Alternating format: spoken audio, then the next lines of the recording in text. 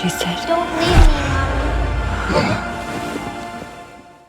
Hey everyone, welcome back to your nerdy show. I'm your host, Spoiler Master. If you thought 9 Perfect Strangers couldn't get any crazier after the first season, well, think again. Season 2 just dropped, and it's taking everything we thought we knew about wellness retreats, mind-altering therapies, and emotional breakdowns to a whole new level. We've got Masha back, Nicole Kidman's icy but captivating character, running a brand new retreat in the Swiss Alps. But this time, the stakes are higher, the tension is thicker, and the secrets even darker. So if you're ready to dive deep into the mind-bending chaos of 9 Perfect Strangers Season 2, grab some popcorn and let's break down everything that's going down in these first 2 episodes. Trust me, you won't want to miss this. Each other a little bit of a fucking break sometimes.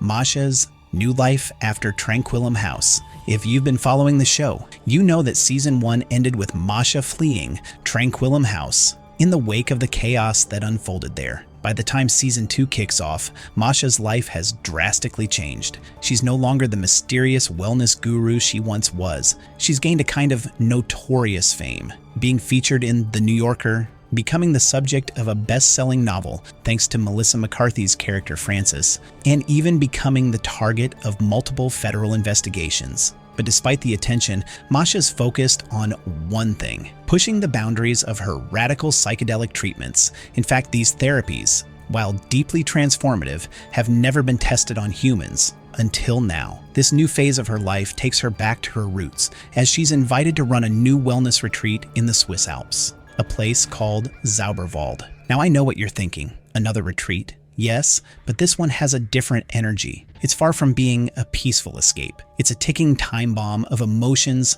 trauma, and, of course, psychedelic treatments. Seien Sie nicht grad. Die untere Reihe kann ich bitte noch richten?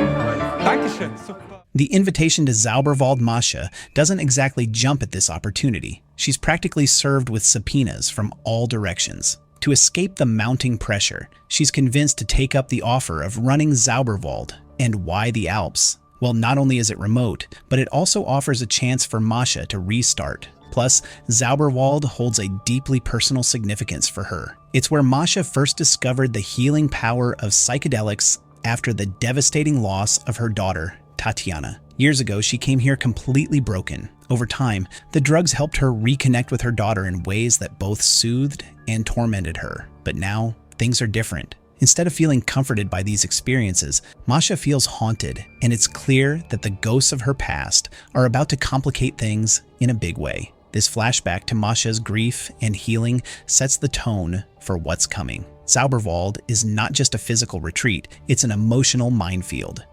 To play the piano so bad.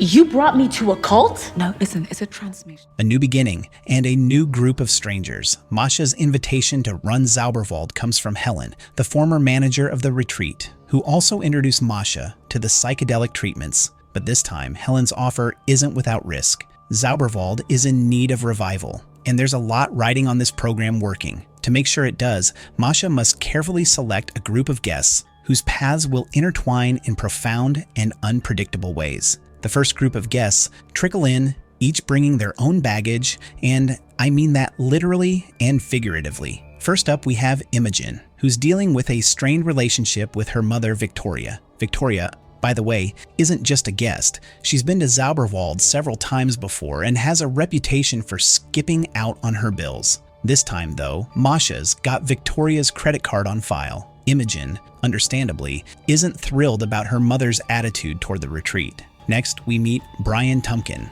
Brian is an ex-TV host whose career came crashing down after a very public, emotional breakdown on his children's TV show. He's here to work on his anger issues, but his first moments at Zauberwald revealed that he's far from ready to heal. He's holding on to something, his puppet Jessie, who seems to have a life of its own. Yes, Jessie is a bit of an odd character, but it's clear that Brian's emotional struggles are much deeper than he's letting on. Then, there's Sister Agnes, a quiet, mysterious figure whom Brian mistakes for an employee. She's not fazed by the misunderstanding, and her presence in the group hints at a bigger role in the unfolding drama. Sister Agnes brings a calm that contrasts sharply with the chaos that brews in the group. And then we have Peter Sharp, the son of a very wealthy billionaire. David Sharp, who's supposed to join later, Peter is struggling with his own sense of identity, and his bond with Imogen quickly becomes one of the few connections he seems to find in this strange new world. Finally, we meet Tina and Wolfie, a musician couple.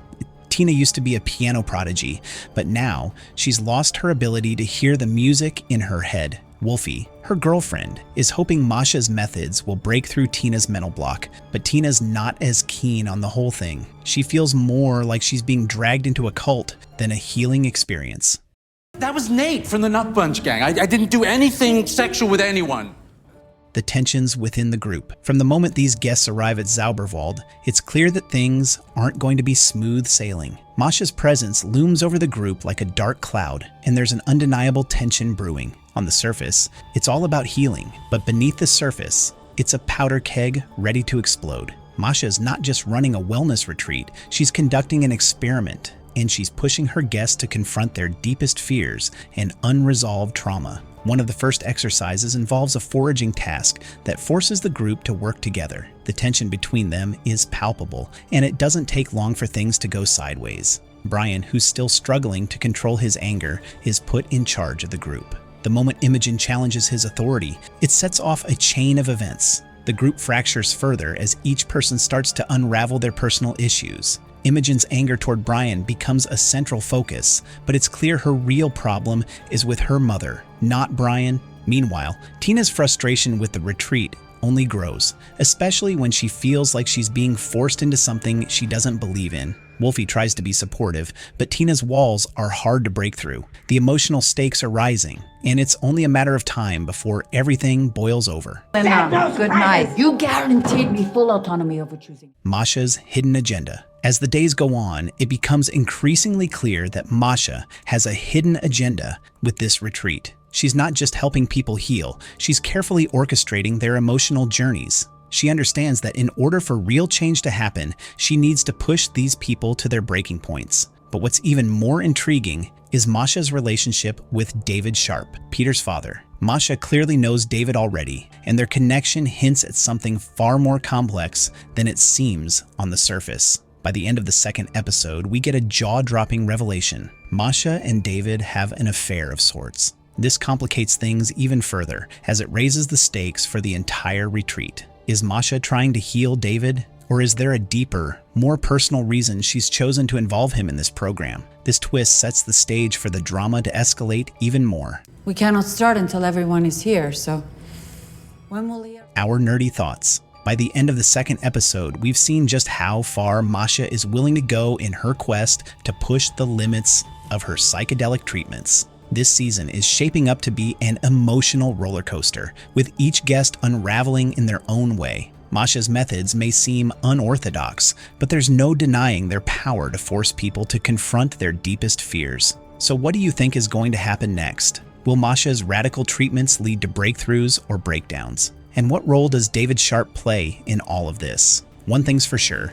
things are only going to get more intense from here. That's it for today's recap of 9 Perfect Strangers Season 2, Episodes 1 and 2. If you're as hooked as I am, make sure to hit that subscribe button, leave a comment, and let's talk about all the twists, turns, and emotional wreckage that's sure to follow. Until next time, stay curious and keep watching. Myself of me, motherfucker! No, what the heck, I'll laugh anyway.